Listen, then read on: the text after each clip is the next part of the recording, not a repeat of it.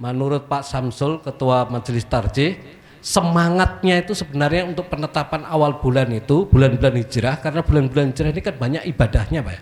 Itu adalah semangatnya hisab. Hampir kalau kita baca berapa ayat yang ada di dalam Al-Quran tentang ayat hisab. Ya. Nah, hisab itu ada yang dikisab di Indonesia ini kan ada 4 Pak ya. Yang pertama apa Pak? Hisab waktu-waktu sholat.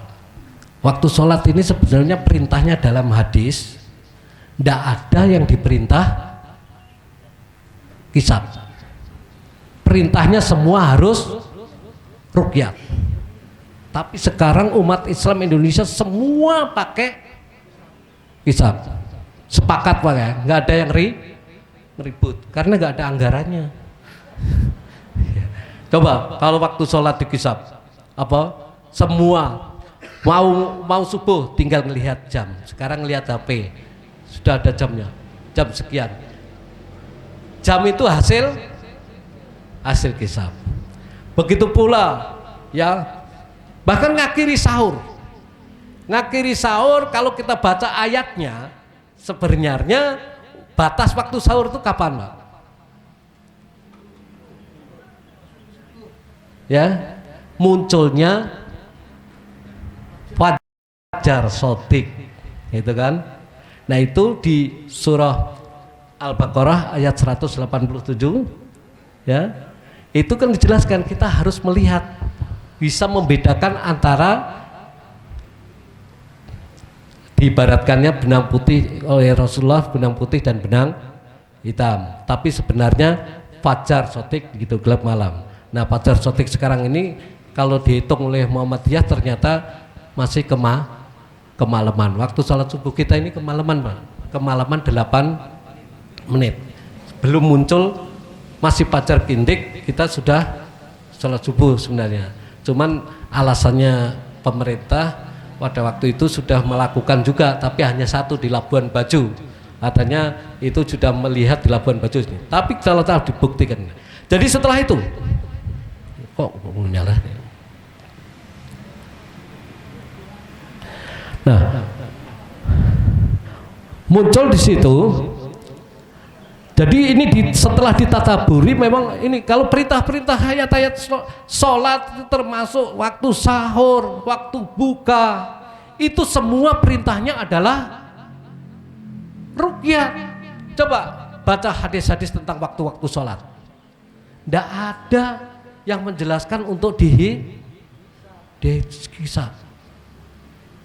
Tetapi sekarang hampir semua umat Islam sepakat. Coba kalau mau sholat, bahkan sekarang ada apa? Ini di masjid kita ada mau kota, ya, jam digital. Sudah ini muncul apa? Wah, waktunya sholat. Bahkan jarak antara adzan dan iqomat saja kadang-kala ditentukan oleh digital, ya. Semua nerima. Kalau belum bunyi tit gitu, muadzinnya qomat, sebelum bunyi qomat ada yang marahin, tunggu dulu sampai. Nah, sekarang sudah mau. Tetapi kalau ketika mau ngisap Ramadan, ya ribut Pak. Karena apa? Ini gambarnya begini karena ini punya anak saya. Sekarang sekolah kan harus pakai gini semua.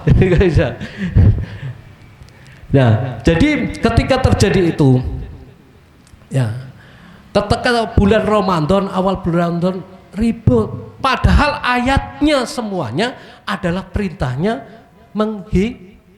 menghitung kalau menentukan awal bulan itu, menghisab. Disinilah tarjih. Makanya ya kalau orang lain sudah menghitung bagaimana kita nanti bisa hidup di bulan, kita masih kalau awal Ramadan ribut ngintip bulan. Kenapa Pak ribut ngintip bulan? Anggarannya besar. Gak tahu Menteri Agama yang koplo ini nanti ngitung atau enggak. Sebenarnya sudah dihitung, Pak. Maka kalau kita lihat edaran Muhammadiyah, insya Allah mungkin puasanya sama ya Pak. Kalau konsisten ya Pak. Kalau konsisten karena bulannya sudah 2 derajat. Idul Fitrinya juga insya Allah sama karena sudah 4 derajat. Pemerintah menetapkan kan 2 derajat di atas ufuk. Kalau Muhammadiyah nggak pakai derajat-derajatan, asal sudah di atas ufuk berapapun derajatnya sesuai dengan Quran surah Yasin ayat berapa Pak? 39 40 tadi. Ya ini seringkali kita ditanya dari mana dasarnya Muhammadiyah menetapkan. Dasarnya itu Pak, kita banyak yang belum tahu. Kalau apa dasarnya yang menentukan wujudul hilal itu adalah surah Yasin. Ya, wal qamara qadarnahu manazila ta'adza kal urjunil qadim tadi. Jadi kalau sudah pakai batas konjungsinya, nah ini sangat ilmiah sekali Pak kalau didiskusikan. Batas konjungsi itu terjadi, ijtima itu terjadi 1 bulan sekali, 1 bulan sekali, yaitu bumi, matahari dan bulan dalam 1 garis bujur. Nah setelah itu, ya kalau terjadinya siang hari sebetulnya menurut para ahli, terutama kalau di Prof. Tono Sasongno itu sudah masuk, pokoknya lewat sedikit, nggak perlu nunda sehari. Setelah urjunil qadim itu sudah masuk, setelah itu tanggal 1. Nah di sini Muhammadiyah pakai itu, nggak pakai derajat-derajatan Pak. Nah, derajat-derajatan. Tapi ada metodologinya itu tidak 3 syarat gitu ya. Telah terjadi ijtima. Ijtima terjadi sebelum matahari tenggelam. Saat matahari tenggelam, bulan masih di atas ufuk, berapapun di atas ufuk. Nah, itu terjadi. Ini penting untuk kita ketahui ya. Karena apa? Syarat untuk kita ibadah puasa itu kan kita harus mengetahui awal bulan. Nah, nanti insya Allah Pak, Idul Adha-nya nanti mungkin beda. Ya. Kalau konsisten ya Pak ya, ya nggak tahu Menteri Agamanya nanti berangkat haji atau tidak gitu kan, karena takut COVID gitu kan. Kalau tahu dia nanti di sana, insya Allah kalau Muhammadiyah nanti bareng sama, karena bulannya baru 1 derajat Pak.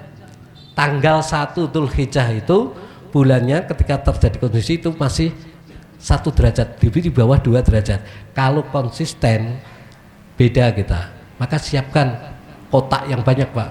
Insya Allah kalau bareng dengan Saudi banyak yang ikut sholat ke kita ya, kita sholat kita. Nanti kalau kotaknya banyak kan bisa untuk menaik ini selesai Pak ya. Ya, nah ini bulan itu latihannya insya Allah kalau konsisten ya insya Allah beda ya.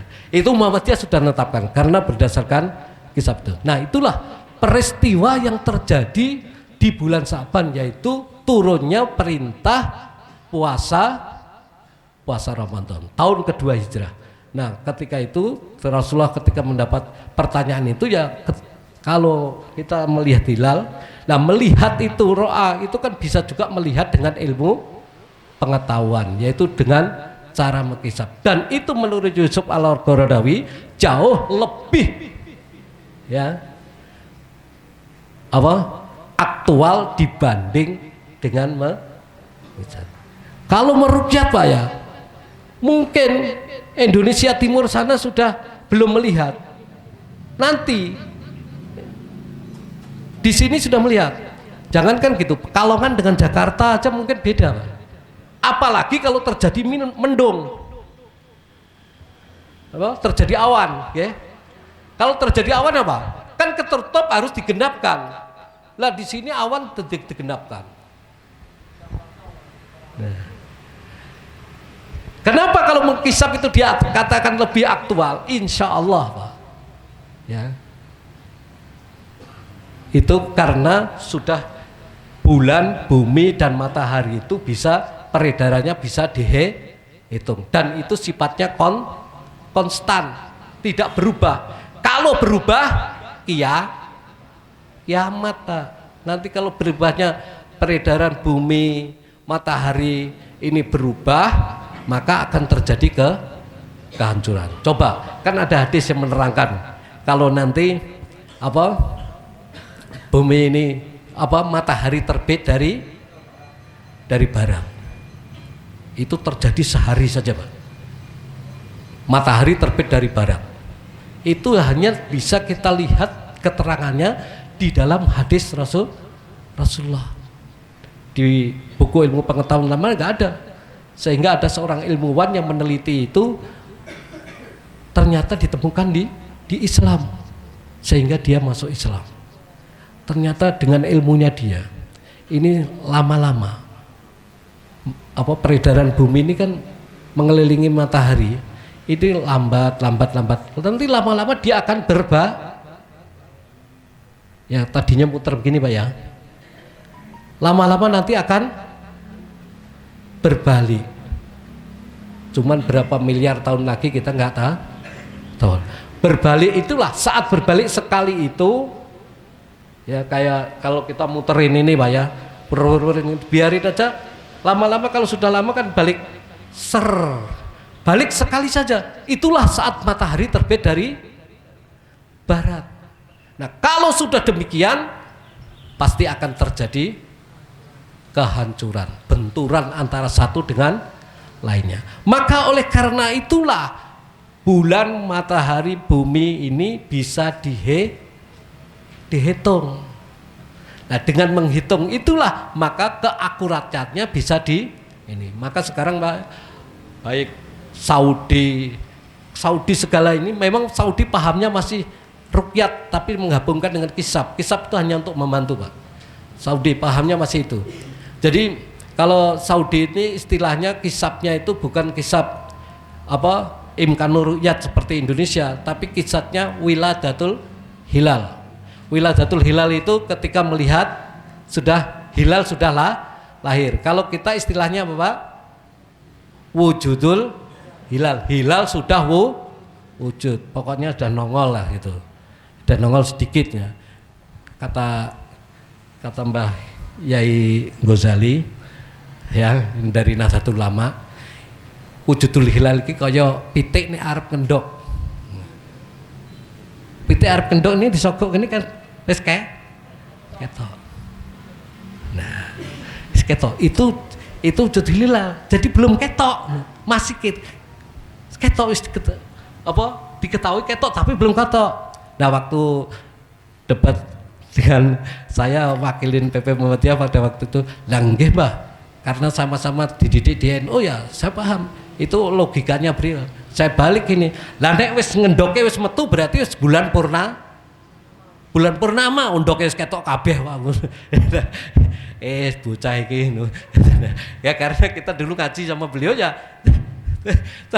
Wah, ya kan yang ngajari Mbah Yai sendiri, saya bilang gitu. Lah kalau bulannya sudah keluar ya berarti sudah bulan ndoke wis metu kabeh bulan purnama. Makanya sih bener ya niku tanggal 1 niku sing lagi intip-intip niku, Pak. Nah, itu akal-akalan saja. Nah, itu. Jadi ini ilmu pengetahuan yang makanya kita kalau sholat pun juga mengikuti. Karena dia dalam surah Al-Hadid ayat pertama itu bahwa semua bumi, bulan, matahari ini adalah rukuk dan sujud kepada Allah. Bagaimana rukuk sujudnya bulan dan bumi, Pak? Pripun, Pak? Ya muter. Satu putaran bumi, satu putaran bulan, satu putaran matahari itu berapa derajat, Pak? Ya, yang pandai matematika. Berapa derajat? 360 derajat. Iya kan? 360 derajat. Itu sholat.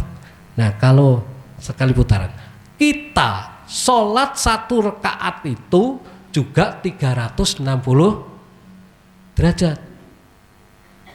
ya Bu ya. Berdiri 0 derajat.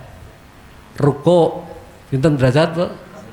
90. I'tidal 0, ngitungnya kondase Pak. Paham nggak ya?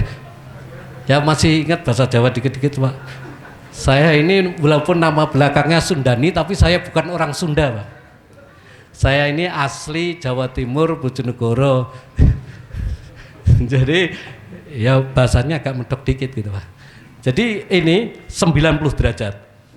I'tidal 0 derajat. Lalu sujud berapa derajat Pak? Berapa? 90 ditambah 45. Jadi 35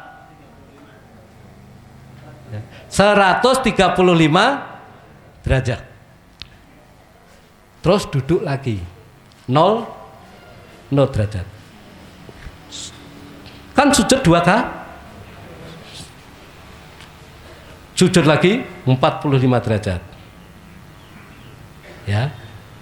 90 tambah 90 180 derajat. Itu terus berdiri lagi kan. Terus begitu. Nah, maka dari situlah itu konjungsi 180 derajat.